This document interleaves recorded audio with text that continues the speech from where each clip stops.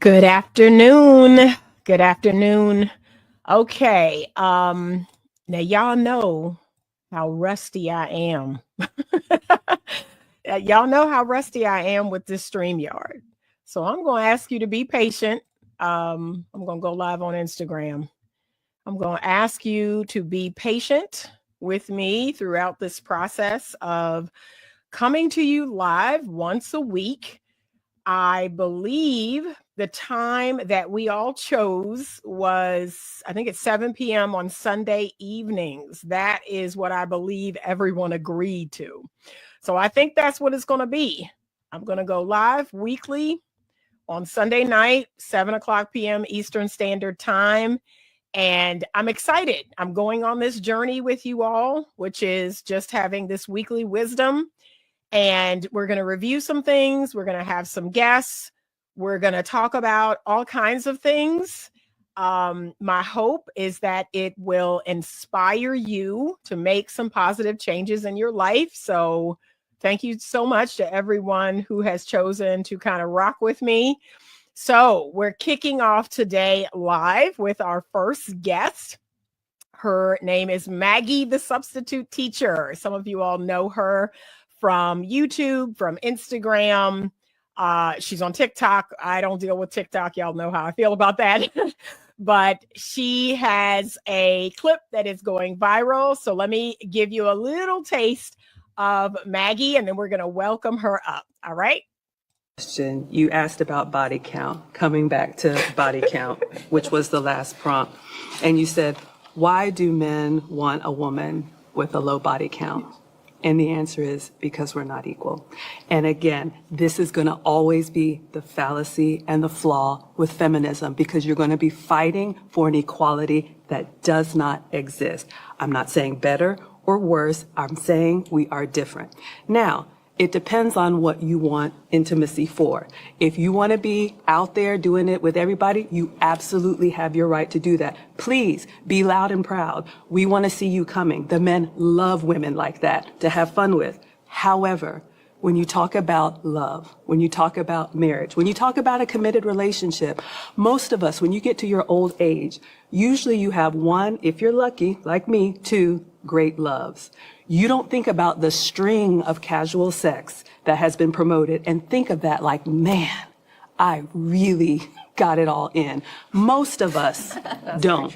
You're free to do that if you want to, but I'm just saying, as we age, what's going to really matter is the relationships, the marriages, the families, the relationships that meant something, the intimacy that meant something. You can do as much as you want to with whoever you want to, but I do agree the way casual sex is promoted now, it is hurting us. It may be fun in the moment, but it's going to hurt us, and we're all going to pay the price for it. All right. So you heard it here. I'm going to give Maggie her flowers and read her bio so you can know a little bit more about her, but we're going to ask some questions a little bit more about her. So Maggie, the substitute teacher, was born Margaret Appiah in Ghana, West Africa. I hope I said that correctly. Her family immigrated to the United States to pursue higher education when she was only 1 year old, and she grew up in the college town of Athens, Georgia. As her parents pursued 2 PhD degrees, Maggie's active childhood was simple, humble, and loving.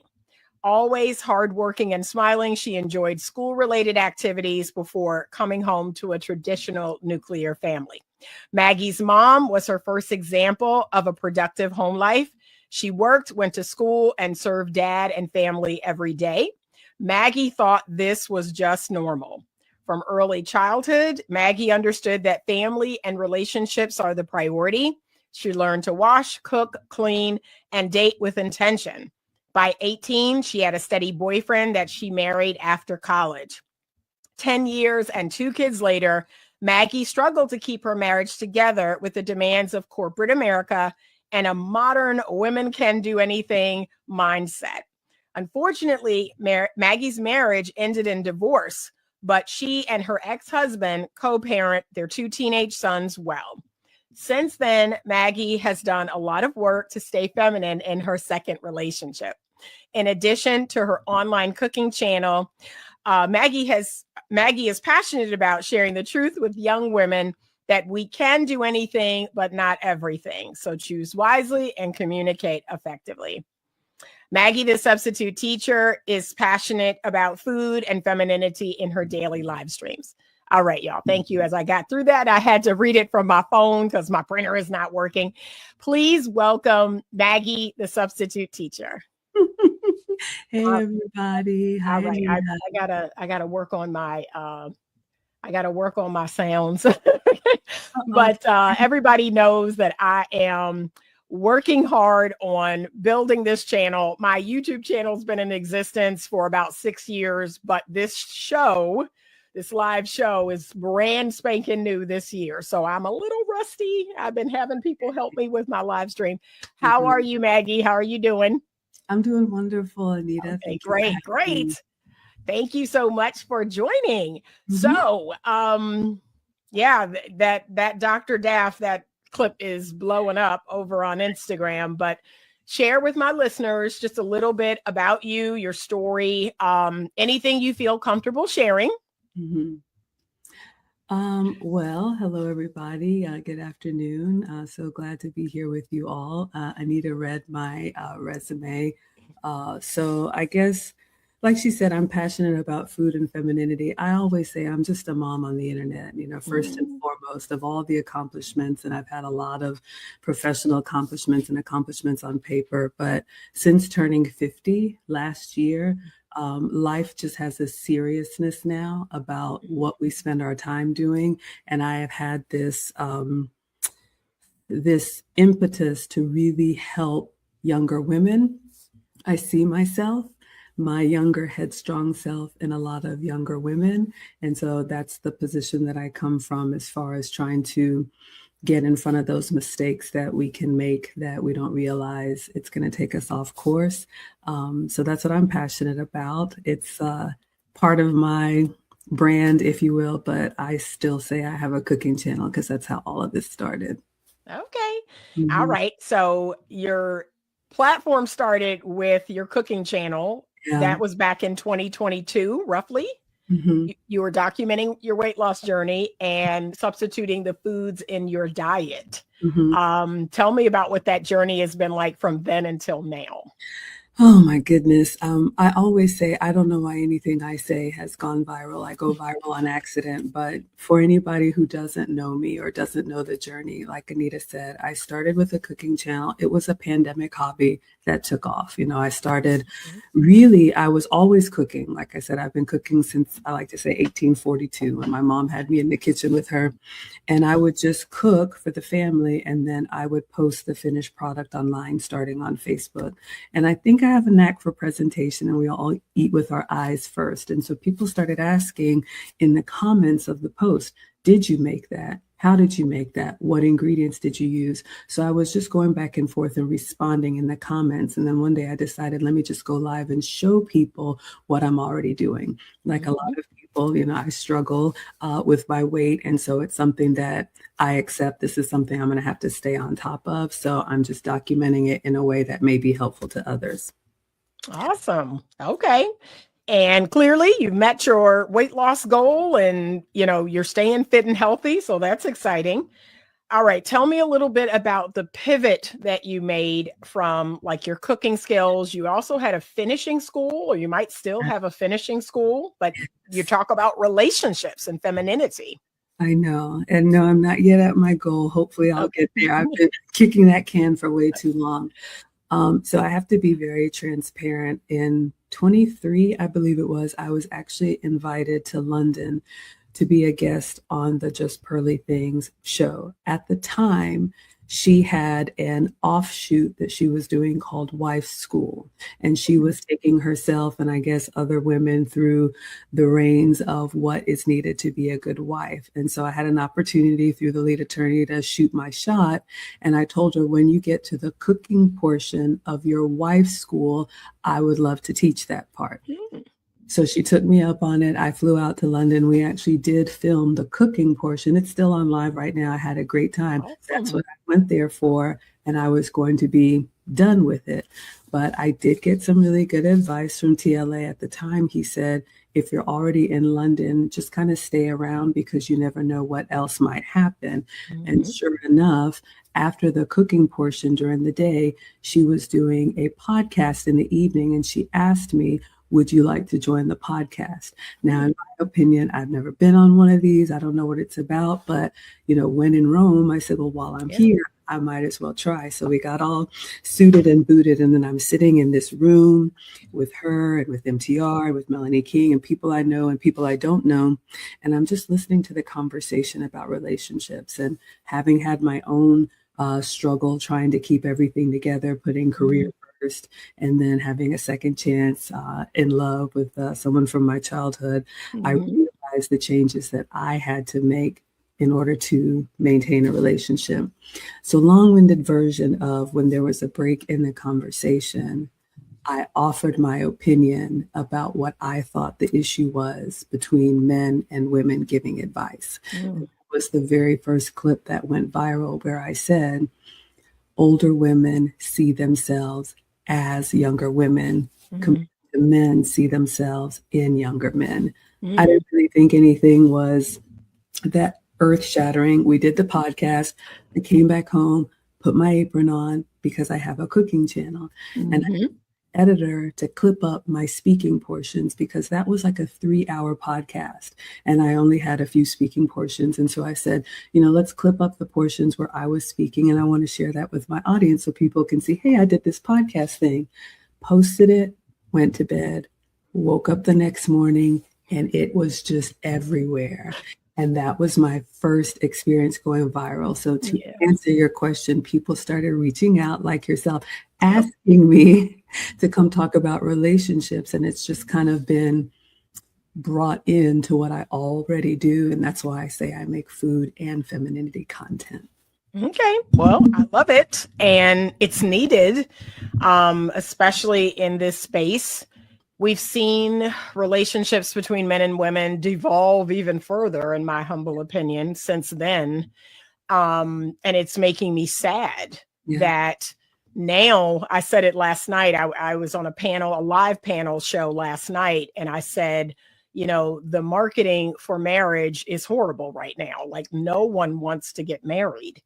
And there's a lot of good reasons why that is. I'm not saying that the men don't have their reasons or the women don't have their reasons, but we've seen, the relationship between men and women become very adversarial, and it's really, really sad.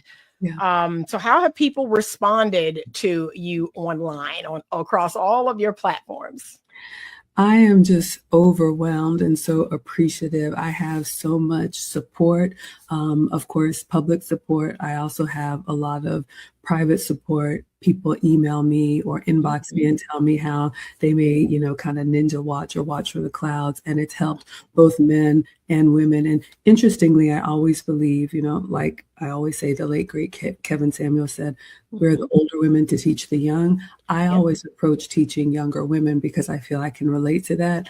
But in doing so, so many men, I believe, have been able to connect with what I say, and they have reached out as well. And so I'm just grateful to be a small support system. Yeah, for sure. And that's interesting you say that about the older women teaching the younger women. So my platform was started about 6 years ago, and Titus 2 is what my platform is based on. That's the scripture that I chose to base my platform on. So I'd love for we're going to watch a video of Jenny Holland and her thoughts and opinions on this very thing. And I thought, oh my gosh, this is perfect for us to react to when we think about the older women and the younger women. So I'm going to play her video. That I followed recently features an awful, absolutely bristling with rage about the state of the world. In every post, she's barely holding it together, on the verge of hot, angry tears. It's just an incredible stream of negativity.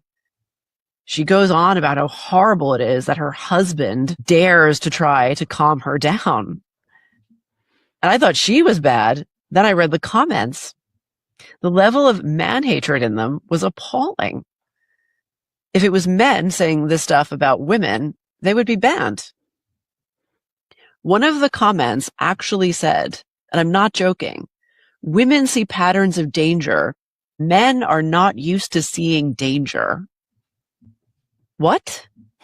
So it was the rich, liberal women who kept humanity alive through wars and famines with their hot takes about the patriarchy? I feel sorry for these women who have never met any real men. It's really too bad for them. But when it comes down to it, I think that it is the role of the older woman to rein in the worst excesses of female behavior, not the role of the man. Obviously, men in relationships with women, especially raising daughters, have a huge amount of influence. But really, it's the job for the older women to keep the younger women with their extreme emotionality and extreme entitlement in check. The tough stuff should be left to the old ladies. It's very hard for a man to talk to a woman in a harsh way. It's very hard for a woman to hear criticism, and especially to hear criticism from the person who, in your mind, is supposed to love and cherish you. We're brought up to expect the man to be loving and cherishing and protecting, not criticizing and upbraiding or disciplining. But the older women have abandoned that responsibility, unless, of course, it was to tell white girls that they're to blame for slavery in the 19th century. But the message from mainstream culture these last 20 years is that girls should expect the world in return for just existing. Girls and women in the upper and middle class in America are not held to standards that past generations of women and girls were held to. Because at some point society decided it was really mean. And it was really mean. When I was growing up, there was still old women around who would openly criticize you for random things. You weren't speaking clearly enough. Your clothes were messy. You dragged your feet. Your hair was in your face. You put on weight. They were mean, these women, but it's time they made a comeback because we need to inject a little bit of humility back into our lives. So older women, let your judgments flow. Oh gosh, I love that so much. And I guess I'm going to ask you this question, Maggie, because people know that I, in fact, do just that on my platform. Mhm. But what do you believe is the role of older women when it comes to younger women? I do believe we have a responsibility. I think first our responsibility is to live by example and be that example. Or if you are not living the life that you are professing is the right way, you need to explain how you messed up. And I think the humility also starts with the older women. I believe in maintaining relationships first and foremost. And, you can be very direct, but also loving at the same time. I do agree that we have to call out foolishness where it is. We have to say wrong is wrong and right is right. I don't believe in sugarcoating it, but I think for me, the delivery, if it's done in the wrong way, it can turn people completely off and then they miss the message. So to me, it's not worth it just to score a point if it's not actually helping. Yeah. No, I agree with you. And I recently, just this year, I created a video where I asked people, hey, should I change my approach? Should I change my tone? Because I wanted to self-reflect. I had looked through some of my videos and I just wanted to self-reflect. My target audience is 18 to 35. And that's completely out of my generation. I'm 58.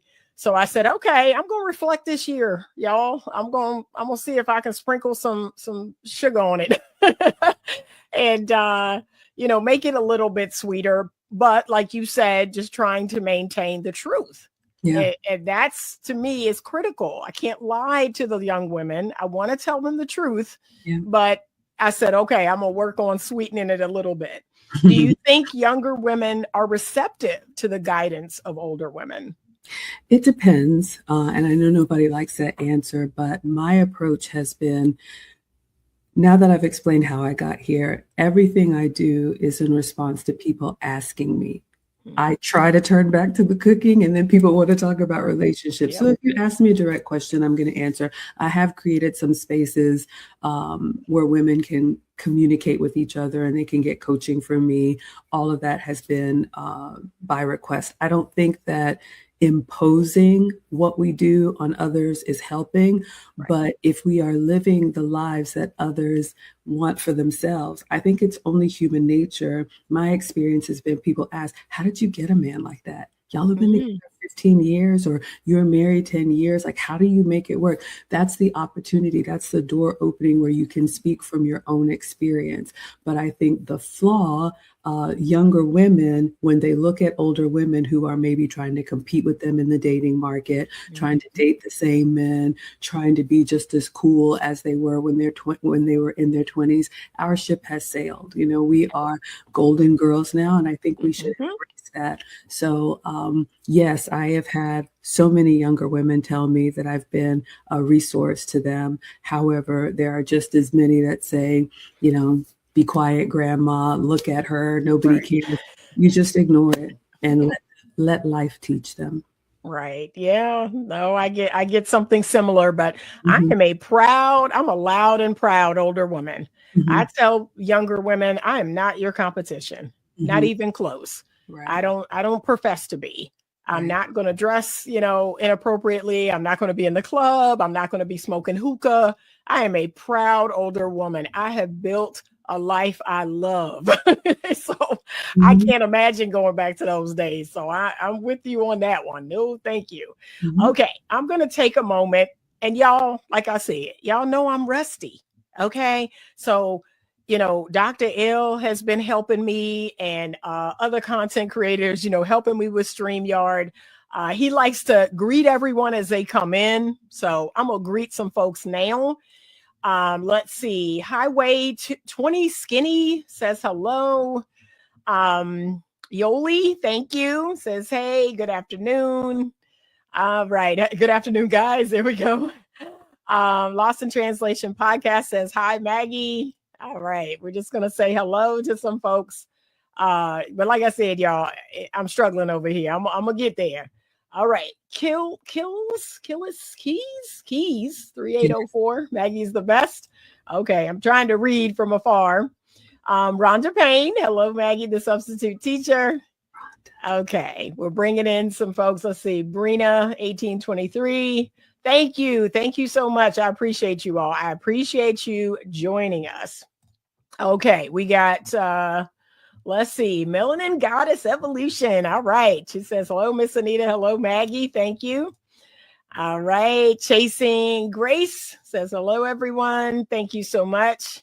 All right. I appreciate you all. Thank you so much. Like I said, y'all know I'm going to get it together. I'm going to get a groove or a rhythm. But this whole thing is new to me. And we're going to be going live every Sunday at 7, weekly. So hopefully it gets better as it goes along. But as I tell people, when I started my podcast back in 2020, I want to say the first 6 months, it sucked. It really did. It was awful. But when my podcast ended, I was a pro by then. So I always encourage people. I want to inspire people that if there's something you want to do, I want you to just do it. Like, it's not going to be perfect. It's not going to be great and slick and, fancy, but just do it. I'm here to inspire you that at 58, I'm willing to learn StreamYard. Okay? I'm willing to learn editing. I'm willing to learn, all the things. So I'm here to inspire y'all that if there's something you want to do, just do it. All right. Dolores Catherine is coming to us. She says, good afternoon, Anita and Maggie. Good vibes. Thank you. Appreciate you. All right. So Maggie, we showed the clip from the Dr. Daff show. And this is your second time being on the show, correct? Correct. I was Okay. there over a year ago, and when I go, we usually film 2 episodes. So this is the Awesome. second trip, but I Yeah. think the third filming. Hmm. Awesome. So tell us a little bit about that experience. It was feminists versus anti-feminists. Tell us a little bit about it. So I followed Michelle Daff for a long time. She is also actually from Ghana, and so that's what Cool. originally turned me on to her. And she used to make um, kind of more beauty content, and I Mhm. watched her journey, getting married, having her Yeah. first son, and then now a baby girl. And so I've been a fan for a long time. And the space is small, so people know each other even if they don't Yeah. say so in the comments. And I got an email from her team asking me to come out to LA. I'm in Atlanta, so I'm on the Yeah. East Coast, asking me to come out to LA. And they have the first time I went, it was a new show she was pitching. They've been doing it for a while now, called The Bridge. And Oh, yeah. I believe it's in the style. I don't watch much other content, but I think there's a show called Jubilee or something where you Mhm. have different opposing viewpoints of Yeah. various topics, right? So she was pitching the show that she was doing called The Bridge, and there's always, a pro side and a side that disagrees, and it's just a way to have conversation. So this one was feminist and anti-feminist, and she Mhm. asked me to join. And so I went out to LA. I had a great experience. Again, we filmed this back in December. It's now February of 2026. So you Yeah. never really know what's going to take off by the time they edit it. Mhm. And you don't know who else is going to be there on the panel. You just know the Hmm. side that you're going to represent.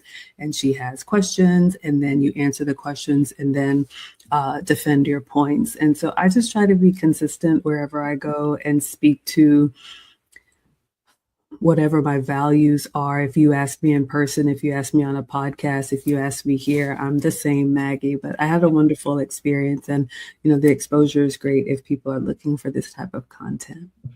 Awesome. Well, like I said, I loved part one, part two. Um, I felt well represented by you as an older woman. And Thank you. that's really important that we be that calm, in the storm. Uh, Yeah. I pride myself on being that too, is, not trying to incite or, I was talking to someone today where I said, yeah, we got to make sure that we maintain our ability to influence. Hmm. Huge way we do that is we can't come in with judgment. We can't take shots because, see, if we do that, we lose our ability to possibly influence. Right. Something I've learned as I've gotten older, Yeah. that, my style is more open and curious and asking questions, Mhm. as opposed to, being very like dogmatic or trying to bulldoze people. So I've learned that. So yeah, I was so glad. I was like, yes, this is what we do as older women. we Right. try to have a level of influence. So awesome.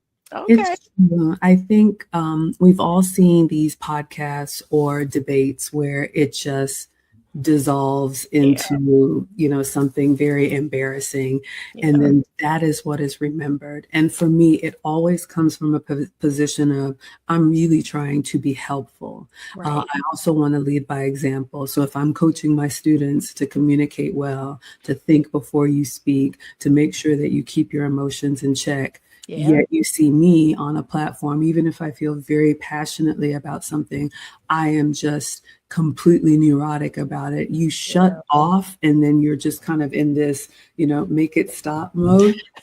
And I don't think it's helpful, because then that's what you're remembered for. And how much social media do we see women having bad outbursts? And No. that's what people think of you long after the moment has passed.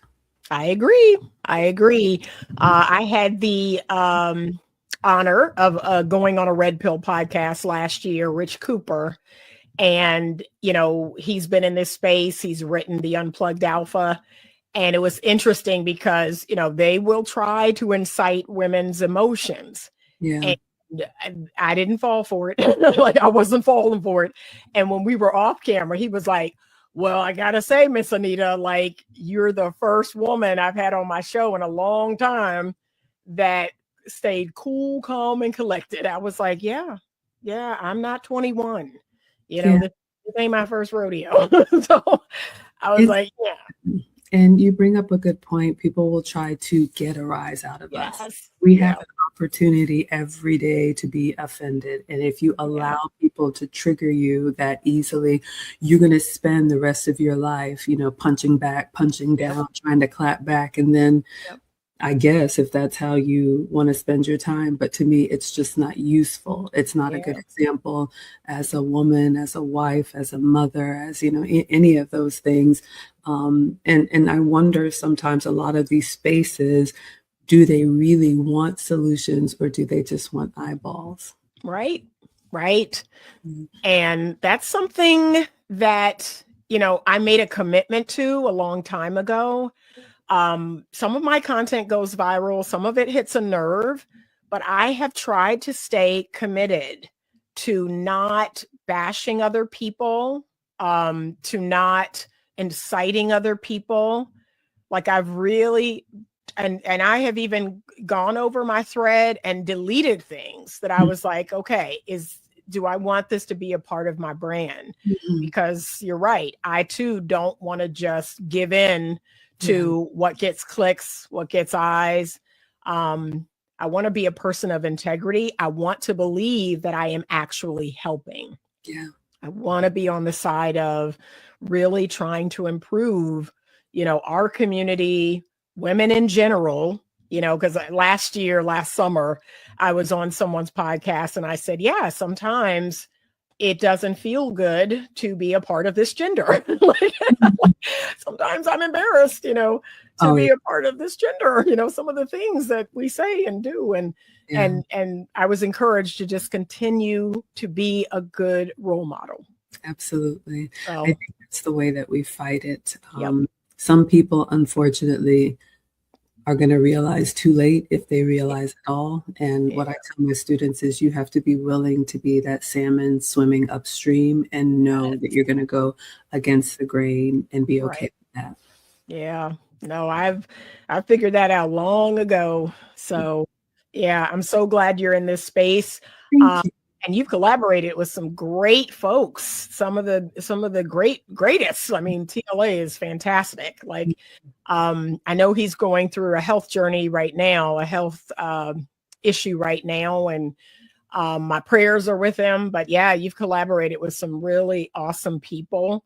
And Thank you. so keep going, keep growing. We need your voice in the space. And like I said, my goal also is to be an older content creator. I want to bring back class. I Yeah. want to bring back elegance and Mhm. all the feminine things. I want to bring shame back, so there are things that we as women are not doing. Oh yeah. Um, and one of the reasons why when people ask me like, why don't you support feminism? And Mhm. I think one of the young ladies on the anti-feminist side alluded to this, where she said it doesn't support women. Yeah, I'm not a scholar in this area and I don't shoot off statistics because I don't want to sound uninformed, but I think if we step back from trying to be so, forgive me, academic about Mhm.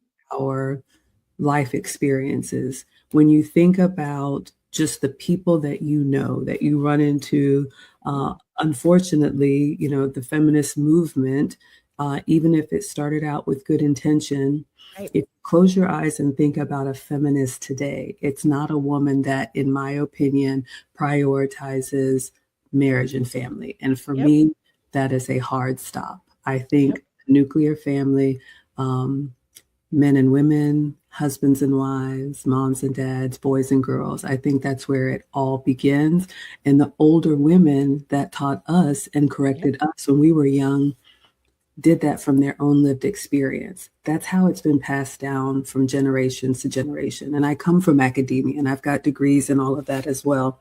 But the feminist movement right now is, I think, doing a damage to all women and especially Mhm. women in our community because we need each other. We need our men. We need our family units. And I think about this often. I try not to go down that rabbit hole, but I was watching a documentary, and it's either Japan or Korea now is selling more adult diapers, Mm, baby diapers. mm, So when you think about a society, and we've all read these stories, and you say, whatever happened to those people, whether it's, long ago, other civilizations, or in the Bible, or in past times, you say, whatever happened to those people?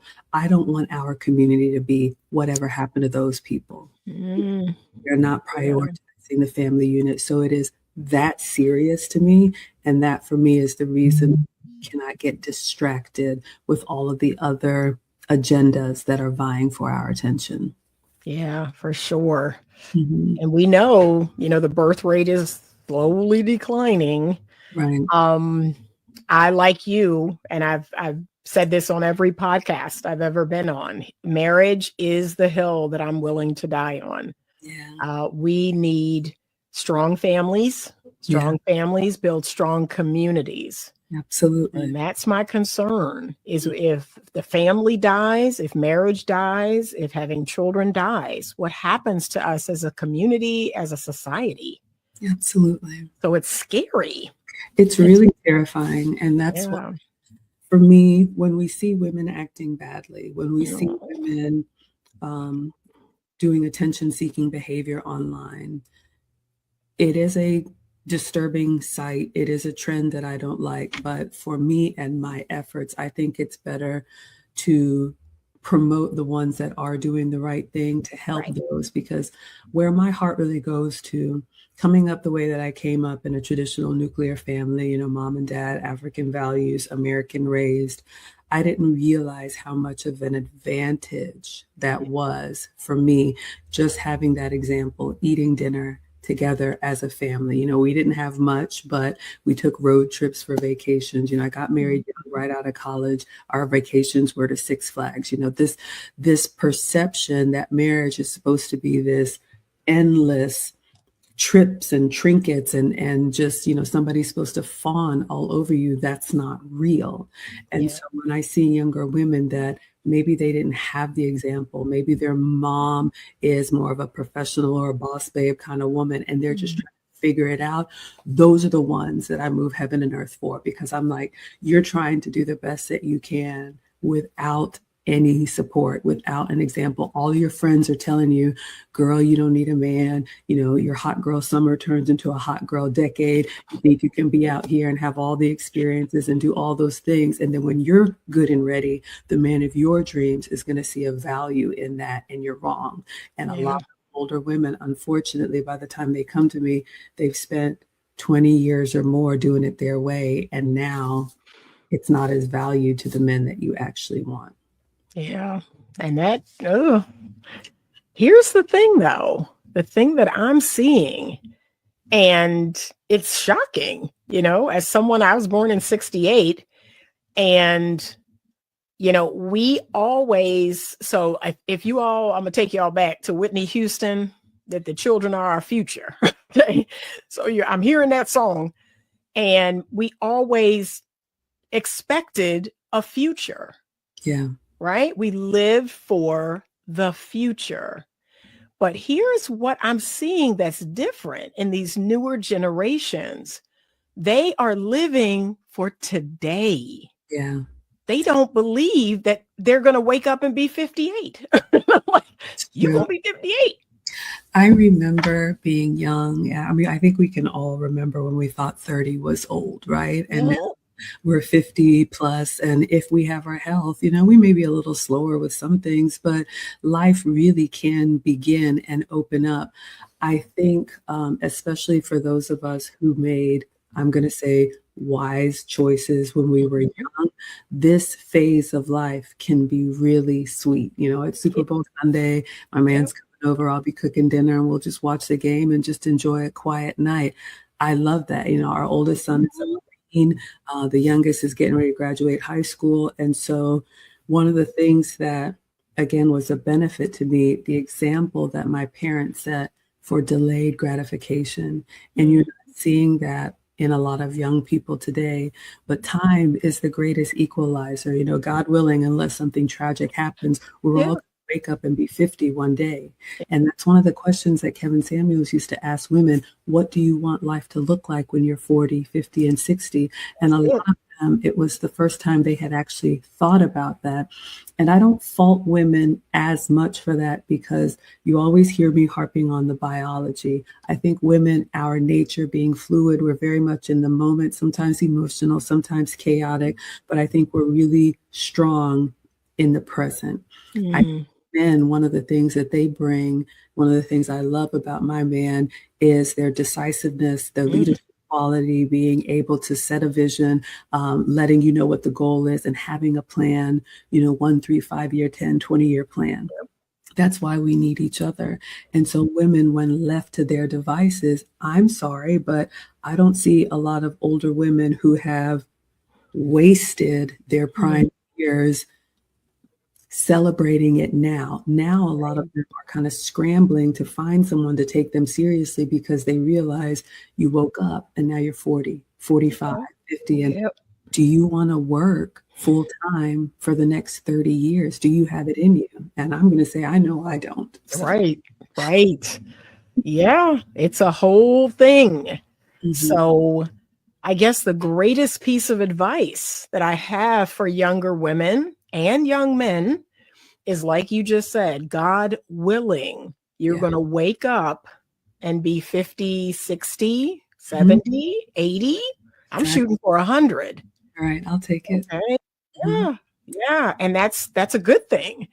That's a good thing. But you have to prepare. You have to know how to grow old gracefully. Yes. And you have to know how to grow wiser and not just older. So yeah, grow wiser. Grow wiser. Learn from life. Life has lots of lessons to teach you if you just pay attention. Agreed. And I think if you pay attention to the world around you as well, you can learn from your own experience.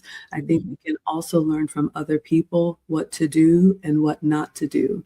And that's why I don't argue. That's why I don't get into the back and forth. And I'm like, look, if what you're doing is working for you, have at it. Who am I to tell you anything different? But if you look around in your family, in your community, the mothers, the aunts, the sisters that you have, would you trade places with them? The way that they talk about men, do you want to be them when you're, 40, 50, and 60? Do you see anything in their behavior that's admirable? And if so, have at it. But if you want a different outcome, you're going to have to make those changes now, because we are all living out the life for the seeds that we planted years ago. So when we were in our 20s and 30s, we set the trajectory for what life was going to look like in our 40s and 50s. And now we take care of ourselves at this period of time, we can get to those 70s and 80s and beyond. So, there is no secret to this. It's really just about a diligence and being able to say, you know what, this is the decision that I'm making. This is what's best for me and my family. Nobody has to understand and nobody has to agree. Yeah. I love that. Well, I've been watching some of your cooking videos because I'm on a keto journey. Yeah. I got a diagnosis in December, fatty liver disease. And apparently what I have is not brought on by alcohol, because I don't drink alcohol. It's because of sugar. So I'm like, okay, I need some, keto or sugar-free recipes. I don't know, protein. I was told to eat more protein. So I've been enjoying your cooking videos. Everything looks amazing. So, and then there's some where your sons are like tasting it, and that's so cute. I love that. So Appreciate that. All of us, life happens to all of us. And, I've always struggled with weight, but even if you don't, once we approach a certain age in life, our bodies naturally start to slow down, maybe break down a little bit. I used to be diabetic. Pre-diabetic. I used to have elevated cholesterol and borderline blood pressure. And so when I went to my metabolic specialist, I got a list of foods that I can tolerate and then foods that I can't. So I started making substitutes for those foods. That's where the name Maggie, the substitute teacher, comes from. So, that's why even if it's for weight loss reasons or other reasons, we can enjoy things, but often we all have to make changes, especially as we age. We just can't eat the same way, sleep or not sleep the same way, drink Mhm. the same way. You're going to have to make some changes or your body's going to force you to. So I'm glad that content is helpful. Yes, it is. Like I said, okay, we got Dr. L in the house. I forgot y'all was on. Greetings. Okay. Hey, Dr. L. Dr. L's hosting a Super Bowl party, y'all. So this is like, he is blessing us with his presence. Okay. Because he was like, yeah, I'll be doing the Super Bowl. I was like, okay. Hello, good afternoon. Okay. Check the ingredients and don't get things with sugar in it. Get things with cane sugar. There is a difference because our body recognizes real and not fake. Okay. I appreciate that. Because y'all, I'm struggling, but I'm trying to so I was told 60 grams or less a day. So basically, I'm eating meats, salads, vegetables. I can have that all I want. Yeah, there's a list of like foods that I can have. Cottage cheese. I love milk, so I have whole milk. But I need to stay away from like the things I love, y'all, the baked goods, the bread. I gotta stay away from that stuff. But apparently it can be reversed. So I want to give y'all some hope. The doctor said it can be reversed in 2 or 3 months if I just tighten up my diet. Yeah. It definitely can. I like to say it's not what you eat some of the time, it's what you eat all of the time. So I try to take an 80-20 approach, and I travel and I love to taste all kind of different foods. You know, today's a holiday. We'll watch the game and we'll have some snacks, but for my regular day to day, I try to keep it really clean and then splurge when I'm out of the house. All right, good.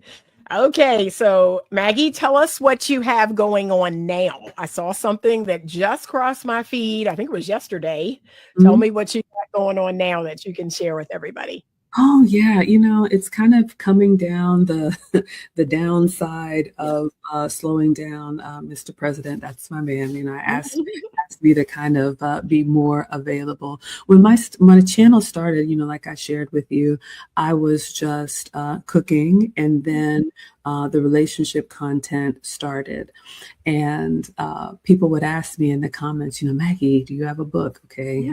Now I have a manuscript. Oh, do you do coaching? Well, yeah, I'll do coaching. Or do you have a course? And so I was just creating all these things in response to what people are asking for. So that's a great way to know if what you're doing is resonating with people. The feedback that we get. That's why media is social. And so a big part of my personal journey is, I remember when I got divorced, some of the comments from my ex-husband let me know how masculine I had become.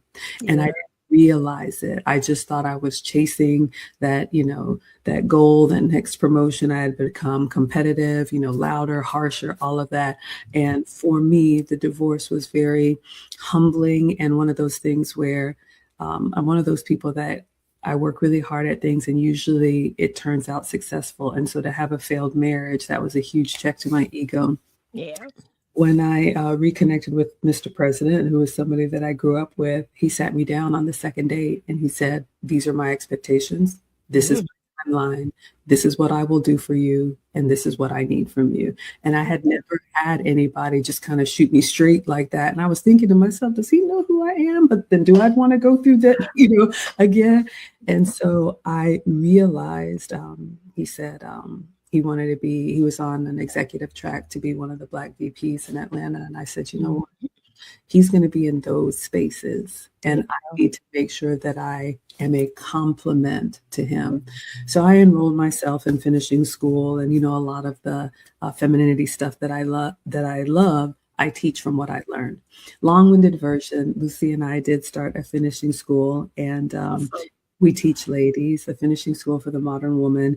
It's an 8-week course that we do in Zoom. We're currently enrolled, but we said that we're going to take a hiatus. So we have closed registration on that, and we have a big graduation in Atlanta. But I do have, because I have a heart for the women, and it's never been about selling anything. I would give it for free to everyone if I could.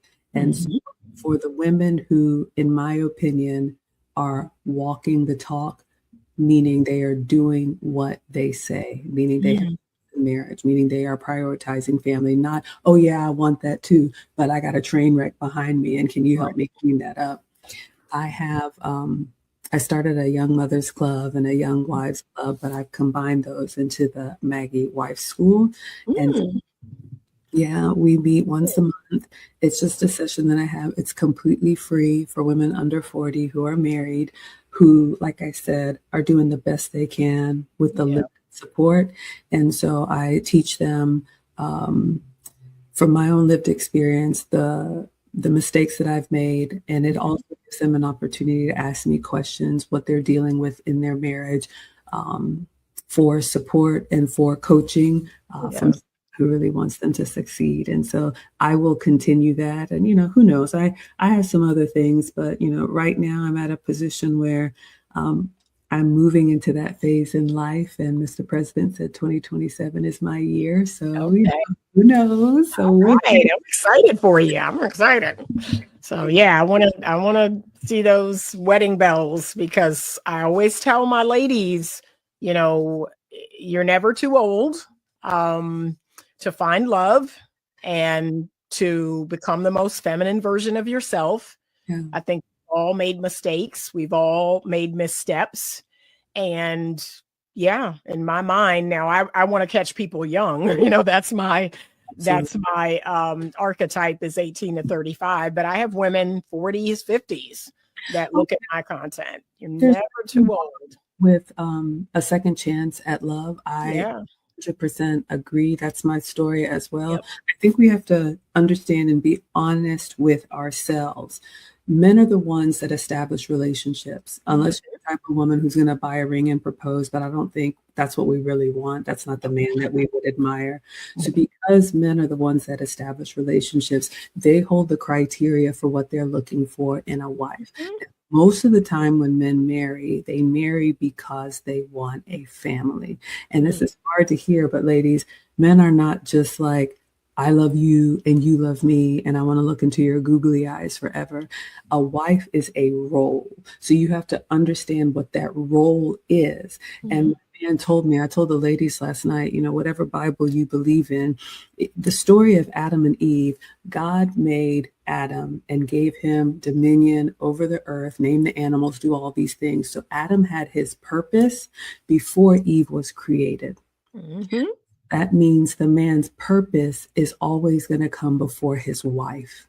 And if women don't realize that our job is to be a support system to what the man is already doing, and how can we help him succeed so that we all succeed together?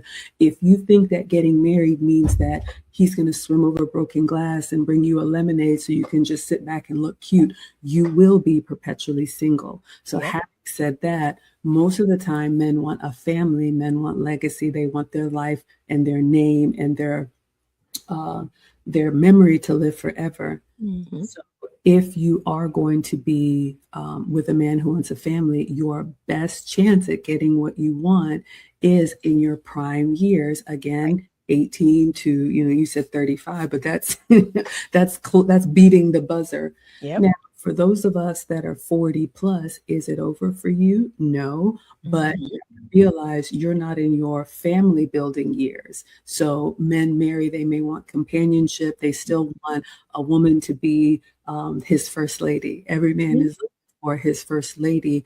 Are you to the task? Do you know how to support him? Do you know how to respect him? Do you know how to let him lead? Do you know how to not challenge him and question him all the time? Do you know how to communicate with a man? And so the problem is, if you get to this age and you don't have any real relationship experience to speak of, you're going to be learning on the job. And then as they age, their patience and their tolerance, they're not going to want to train us the way that they may do that with someone who's younger. So older women, you have to be ready right now, like my man says, and be, how does he say, you got to blow me away, blow the competition away because of your maturity, because you know exactly what I need and you can anticipate those needs. So yeah, absolutely. I believe, love the second time around, but, I had to get on his line because I'm not running it this time. But when you're younger, it's a beautiful window. And I just tell women, look, if you want marriage and family, go ahead and get the best that you can when you're Yeah. at your prime, because it's only going to get harder. It does. It does. That's a harsh truth that many women don't want to hear. I can't tell you how many 40-year-old coaching clients or therapy clients I have. Yeah. And they, when I have to deliver that harsh news, oh, I'm 40, unmarried, no children. And now I'm going to find that 6-7 figure and pop out 3 kids. I'm like, and I try to keep a poker face, but I'm like, oh, like, what? You have to be honest with them, because I think, and I appreciate, there are, not you, but coaches who want women to believe you can have it all. I think that's hurting us. I Yeah. think we have to be honest. I think we have a responsibility to, if you think about it, you're a 40-year-old woman that's doing whatever you want to do. A man is going to look at that and say, how much am I going to have to really chip away at this for her to think of us as a family unit? Because again, men marry for family. The family comes first. Men think of the family before themselves. So if we want to be wives, we have to think about the family before ourselves. This whole thing, if mama ain't happy, nobody is happy, it's keeping us single. And a 40-year-old woman, yes, you may be able to have children, but we all know that's the harder route. You're going to have bed rest. You're going to have all these things that are required. And when you look at a man who has already built himself, and if he is the apple of your eye, he's the apple of a lot of women's eyes too. So if he has options, because men are the one who propose, that's why it's a proposal, why would anybody choose the harder path? Why would a man choose the harder path? Now, am I saying that a 40-year-old woman will not get married? No, I'm not saying that. But you have to realize that you're not going to be that 25-year-old stay-at-home mom, because you can easily give him 3 kids back to back to back. It's just not going to happen. So if you adjust your expectations that, you know what? Okay, maybe I'm not going to be able to have, children at all or a lot of children, but these are the ways that I can add value. I know how to study your schedule, anticipate your needs. I can keep a warm and welcoming home. I can represent you well in public. I can make sure I never bring shame to your brand. I can be a proxy. I can be the woman of the house. I can be whatever you need me to be. And you lead with that, as opposed to leading with, no, I look good. I can snatch it up in Spanx, and I'm just like the 25-year-old. You are not. And you're single if you think that way. Right. And I throw cold water on people every day, as I like to say, because my saying is anything's possible, but everything isn't probable. Exactly. So I am a science person. I am a numbers person. I'm a data person. And my people know that about me. I do have numbers. I love data. And, they don't love that because I actually am a probability science fact-based person. But, that is what it is. It's interesting you said that. I gave an assignment. I did a video that came out last week, and I actually gave an assignment to women, but some of the men have reached out to me saying they want to do it too.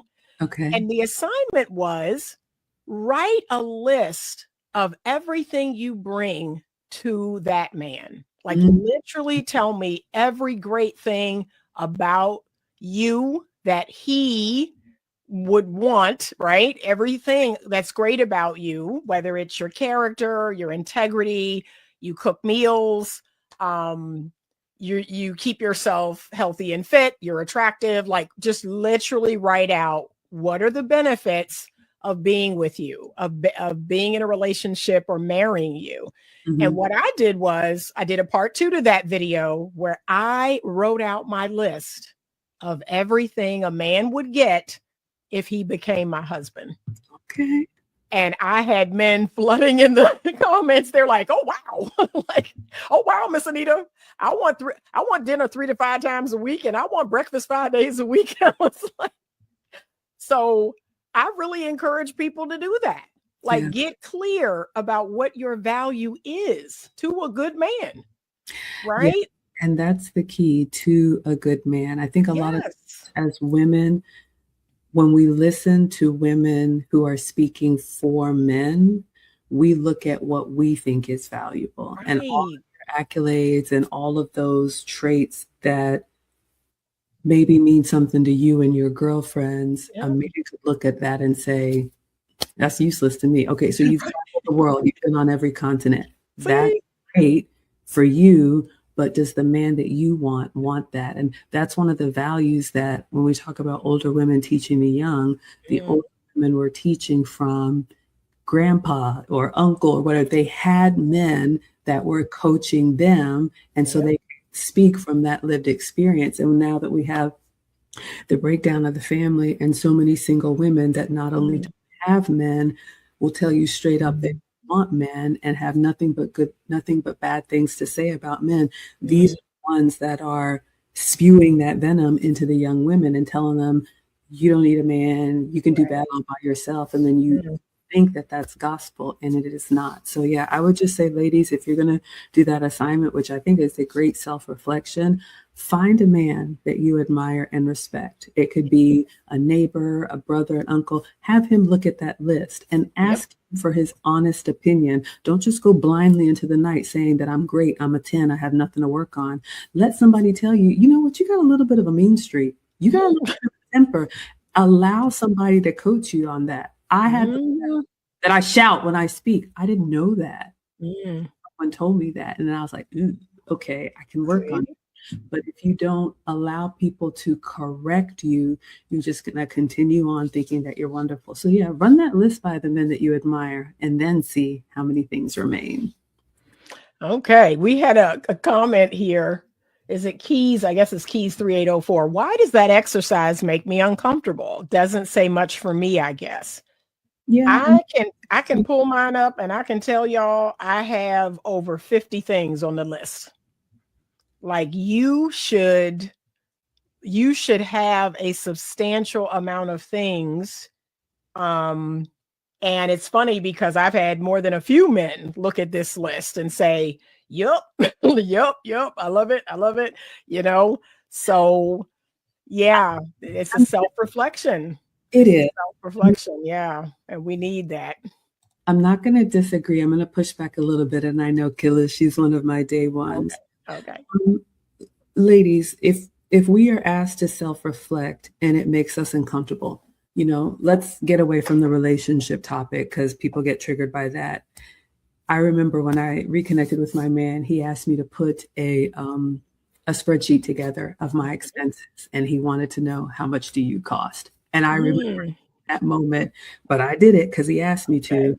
And I sat down and, income and, the whole balance sheet and everything, I gave it to him. And his response was, okay, I can handle that. I was panicking because I thought it was going to be some type of scolding. Now, Mm, but because I know the truth, I can get a little impulsive. I'm one of those that I can go to the store for one thing and come back with 12 things. We all have our thing. So circling back to the question, if someone asks you to talk about what you bring to the table or why should I pick you in a relationship and you start to panic, that means you already know the truth. mm, mm, Wallow in that moment, or we can yep, say, you know what, I can work on this. And especially when we're yeah, talking about older women, one of the things that I had to learn when speaking to older women, which actually really frustrated me, is when I would take the time to coach them and they would say, you know what, my ex told me that. Or you mhm, know what, you're like the third person to tell me that. And I just wanted to scream because I'm yeah, like, ladies, we do not get to this point in life and nobody's told you about yourself. You see? want to listen. And so I am not going to take time out of my happy and peaceful life to be Mm, the seventh person to tell you that. So yeah, save yourself time and save us all stress. Think back to the feedback that you've gotten from friends or family or men, relationships that ended, and really do that audit. And like I said, I was going to push back a little bit, Miss Anita. You said you mhm, should have a list of 50 things only if you've prioritized it. okay, You can get to this okay, age, and it's unfortunate, but we do have women in our age group that really don't know how to bring value to a man. They've just mhm, having fun for so long that mm, when a serious man asks you a serious question, you're like, mm, headlights because you really haven't been prioritizing it. It is a skill. Relationships are a skill like anything else, and you're only going to master that skill. Public speaking, good with your finances, eating well, exercising. You're only going to master any skill if you prioritize it and work on it. So I would just add that. That's it. No, you are 100% right. So as a couples therapist, I tell people that's my spiel, that having a healthy, happy, fulfilling long-term marriage, it is a skill. It's a set of skills. And the grandfather of marriage counseling, Dr. John Gottman, he studied marriage for 40 plus years, and he actually boiled down a set of skills that he teaches. And because I'm Gottman trained, I teach it. That's all it is. Yeah. And you simply have to be willing to learn and implement those skills. Mm-hmm. It's really simple. So it frustrates me too when people are either not grasping, they're not applying. That drives me crazy because I'm like, just do it. Just do it. Just do this over and over. Okay. And then you're like, oh, Anita was right. This is great. Like I think we make it harder than it has to be. And I'm going to go out on a limb and I'm going to say, we know. Ladies, we know what men expect of us. And the reason why I'm going to be so bold as to say that, when a woman has worn herself out, almost like, when you have a kid and like, I'm not tired. You just let them wear out. And then you're like, okay, you'll learn. Yep. When I talk to older women that now they're ready, life has knocked them about and now they're ready. They come out with it. They remember the man that asked them, you know what, we need to tighten up the budget a little bit here, or maybe we can't take this trip, or you know what, I don't want you to disagree with me in public. Let's say those conversations at home. Women know what men want. We just don't want to do it. Yep. So you got to ask yourself, what is it about me? Why am I fighting this thing that I'm ultimately going to want? Because it's not going to go away, but it is going to get easier. The first time someone said they want to see the spreadsheet, the first time I was asked for an accountant, I was like, but now I'm like, all right, let me see the documentation. Here you go. But it came from being, dare I say, I'll just say agreeable. It came from being easily and happy to submit, because when you've chosen wisely and you have a good man, he wants the best for you, and he's not going to do anything that's going to hurt you. And that's so you have to let that go, take that death grip off of the steering wheel. And I like to tell ladies, we need to do less, but be more. That's it. That's it. And it's just like you said, if you choose a good man, you should trust that man. You should believe that his intention for you is good. Absolutely. That's what I don't understand. What's all this pushback? Like, you chose him. So. We have to take responsibility for that, ladies. And, that's one of the things that older women were really good at. And I think cultures, this is where we are losing. Other cultures, the mothers and the aunties and the grandmothers will steer their daughters and coach their daughters to the men that are going somewhere. I cannot stand it. The first time I show a picture or someone sees, a new couple, and the first thing you hear is, ooh, he's cute. What does that have to do with anything? Now, yes, you want to be attracted to your man and you want him to be attracted to you, but does he have a vision? Does he have a life goal? What is his purpose? Can he communicate that to you? Does he want a family? Does he want you as part of that family? Where does he see himself going? And is there a woman? And is that woman you in his future? So many questions that I think we can do a better job helping our young women choose. Now, look, if you have that information, but you like that fun boy over there or that street boy over there, you love that fast life over there, and that's what you choose, that's what you chose. But you can't say, nobody told me. That's our responsibility to offer it. But if they choose to, live that fast life, that's it. And remember, life is about trade-offs. It is. Keep talking about that. Life is about trade-offs. If you look at something on one side of that coin, just flip it over and see what's on the other side, Yeah. So, I think especially when you talk about feminists, my man and I talk about this, I think there's a misconception that women have that, let's just say in the professional space, Mm-hmm.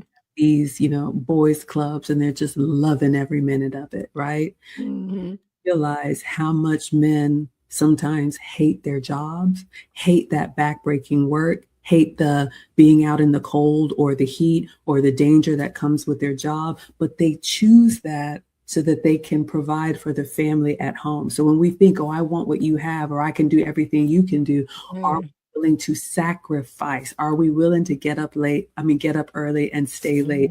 Are we willing to, work until we're in such, we're racked with pain? I don't think we are taking in all of the information and choosing wisely. None of us can have it all at the same time. That's it. Yeah. That's it. And I people know my story. Mm. I was married. I was a stay-at-home mother for 12 years. I did not work. And that I always tell people that was the most glorious time of my life, Really? was truly serving my husband and my family. But guess what, ladies? I wasn't making any money. I wasn't, getting any hair done or nails done or, going to Dubai, but Right. that was what I chose. Yeah. That was the life that I chose. Yeah. And if I'm being honest, now that I'm older, I'm no longer married. My children are all grown, but I do have a pretty fantastic life. I am able to go places and do things because I set my life up that way. Yeah. And I Right. just want women to understand the trade-offs that, like you said, you're not going to have everything all at once. Mm. I believe, like you, that family and children are the greatest investment of our time, of our energy, our money. Mhm. I wholeheartedly believe that. I would never make a different choice. Yeah. But I have come across women who don't want to have children. And so as I tell people, my stance is changing. Like, okay, I'm not trying to make everybody have kids, so Absolutely. I think yeah. we should be honest about that. And Yeah. I love that you shared that. I mean, being a mom, having been a wife and mother is my greatest accomplishment. And like you, I have a lot of accomplishments on paper. I never try to say that, all women should have children. I think you should. And I was married 6 years before we had the children. So we took to travel and do things, but everything was very on a limited budget, because that's how it's supposed to be when you're just starting out in your starter home with a beater car. And I think as older women, we do have a responsibility to tell younger women, you may see me now traveling a certain way, but when I was your age, it was the Red Roof Inn, it was the Greyhound bus. It happened. And when you aspire for something different, that fuels you during those times when, it's tough. I mean, hand-me-down clothes or whatever you have to do to sacrifice, but it's so much more worth it when you've had to work for it and earn it. And what we see with, a lot of younger people who want it now, okay, so you have it all, and then they're still not happy. They're still chasing, what's next. So yeah, I think that we have to be really honest about it. But what I see, I could be wrong, but sometimes women who think, oh, I'll do the family thing later, and later is not an option for them. I'm not talking about the women who don't want it and they stay that way. I think that regret that they carry to the grave is something that I can't even imagine, because they thought they were in control of the timeline. And it's just heartbreaking when a woman wants a family and it's just not a possibility for her anymore. No. I'm with you on that one. I agree. And sometimes I don't know what to say, right? My heart goes out to them and I empathize, but I can be hard. I admit it, I can be hard. And I always say, we do the things that we want to do. You're absolutely right. Yeah. And even though my marriage didn't make it, I wanted to be married. I wanted to have some kids, and I squeezed out 3 of them. I'm telling you, I wanted to be married. I love being married. And one of the things I tell, I've said this before, but especially older women. Those of us that are doing it second time around, maybe through divorce, men have an appreciation for women who prioritized marriage and family Mhm. prime years. Mhm. So if you look at somebody who's 50 plus, and you and I were married for over a decade, had 2 or 3 kids, it's Mhm. part of our track record that we can, when you talk about your list of what you bring to the table, we have a demonstrated track record of Yep. being able to work with a man and prioritize family. Yep. Even if it doesn't work out and unfortunately ends in divorce, I'm not selling you a hill of beans and telling you, oh yeah, I can be just like that. Oh yeah, I can be everything you want me to be. Then when he starts asking questions, that's when people get nervous because they know they don't have what it takes to back it up. So I think those are the women, especially, who have a better chance of love second time around. It's just going to Mhm. be a much harder sell when you have 30 years of me, myself, and I, Right. and then you're trying to convince a man that you really want to be a wife. Yeah. Why would he choose that? Yeah. Or 40 or 45. It's true. You know, you're 45 and you didn't prioritize. If this is what you say you wanted, right? You didn't prioritize that. Yeah. So yeah. Women have It's to tough. really realize too is that I know sometimes we think it's harsh and we just want Yeah. men to take our word for it and believe me, but that's not going to happen Yeah. because life is very harsh for the men. There are Mhm. some men out here that we admire and respect. And, you know, I'm a boy mom. We have a Marine. We have another Mhm. one on the way, graduating. But no man that's worth his salt can say, just trust me on that one. Right. Men know and men are raised that you got to show up. You Yep. have to deliver. You have to, they can't even, that's how it was when we were coming up. A man couldn't even ask for a woman's hand in marriage unless you had your list of how you're going to make sure that she's taken care of. Mhm. So, Yeah. uh, we we are basically getting the same treatment that has been kicking men, you know, in the teeth all of these years. And Yeah. I support that for them. I would never ask a man, my son, your son, anybody's son, Yep. to hamstring their future success on the promise of someone who hasn't demonstrated Right. what she's actually going to be able to do. We ask them to show me what you got. I think Yep. we should be ready to show them what we've got. Right. And I just said this. I just said this in a video that I put out. I said that to me is some of the good things that is coming out of what's happening. Mm, Men are waking up to their value and their worth. yeah, And they're starting to vet and they're starting to choose, you know, better women. They're starting to have a standard. I yeah. believe everyone should have a standard. Right. If they choose at all. And that's what we Yeah. have to realize. I mean, like you said, marriage is on the decline. And then in our community, you know, our women, what, 1/4 of the time. So we need to take this thing seriously if that's what we want.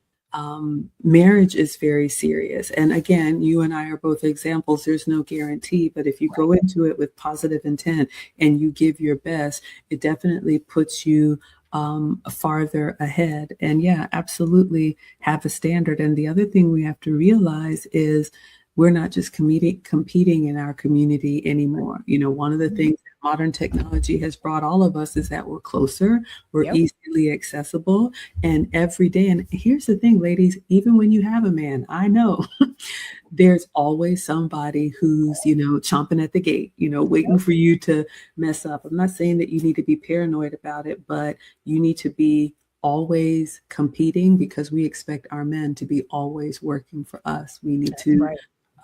maintain it the way that we got it. That's right. Be his best option. I Be love his best option. yeah. That's it. And that's why my list got 50 things. and most men are like, yeah, I don't think I can do better than this. Like, this is pretty good. So just be his best option. There you That's go. it. There That's you it. Thank you, Miss Maggie. Thank you so go. much for blessing the platform, for blessing us today on this Super Bowl Sunday. Yeah. I'm like I said, I'm gonna go to a friend's. I'm going to have some pizza and hang out. And I'm probably not going to watch none of the game. And I'm probably not going to watch the halftime show. Whether you watch the game or the commercials or the halftime show, or you're just there for the snacks, you all be safe. Yeah. I'll be cooking. We'll have some stuff around here too. But I really appreciate the opportunity to speak to your audience. So thank you for having me. Yes. And tell us all the platforms that you're on. So I'm familiar with Instagram and YouTube, but you're also on other platforms. I'm everywhere, and I put the same thing everywhere. So on your favorite platform, I am Maggie, the substitute teacher. You can find me on YouTube, on Facebook, on Instagram, on TikTok, and I still call it Twitter because I'm old, on X. I make food and femininity content. Right now, I'm doing cooking streams about once a week on Fridays. And then relationship streams have kind of tapered off, but at least once a month I'll do a live. But I do post every day, whether it's a clip or, something. So I stay pretty engaged. So thank you all so much. Okay. Thank you. I appreciate you. I'm going to put this shout out just because Dr. L does this. Please this video. I'm only going to say it once though. Please like this video. So regardless of whose platform you're watching it on, it could be Miss Maggie, it could be mine, but understand the life of a lowly content creator, and that, liking, sharing, subscribing. If you have membership, like if Maggie has membership, become a member. I have membership. I just want you to support the life of lowly content creators. Okay. So I was just going to say it one time. I wasn't going to beat y'all over the head. But thank you so much. I appreciate you. I appreciate this conversation. In my humble opinion, it was a long time coming because I feel like we're running on parallel tracks, like in these spaces. We're kind of talking about similar things. And let's hope more aunties, let's hope more older women like pick up that baton, because I do think that should be a part of our responsibility, that we can keep a lot of women from going in the ditch, right? We can be helpful to a lot of younger women from writing their marriage off in a ditch, or, their life off in a ditch. So we're going to keep doing what we're doing, and hopefully people will appreciate it and they'll support it. So this is my last pitch, you all. It's for the brand new ebook that just came out, the 21 Feminine Principles. You can find it on my pillar link. It is an ebook, so you are going to purchase and download it and begin reading it right then. It is for my ladies. It is all about just the principles that I've taught to my daughters about how to have healthy self-worth, healthy self-esteem. It's not just about male and female relationships, but it's really just about how to feel good as a woman in your own skin. I think we don't talk about that enough. And women today, to me, they're really struggling just feeling good. Right? I feel so good every day. I wish I could just give that to everybody. So I see people feeling so down, and I'm like, man, I need to give you some of what I got, because I love being a woman, y'all. Y'all know that. I love being a woman. So please check that out. Please check out everything that Maggie has to offer. I appreciate you all. Thank you so much for tuning in. And as always, stay open to love. Yeah.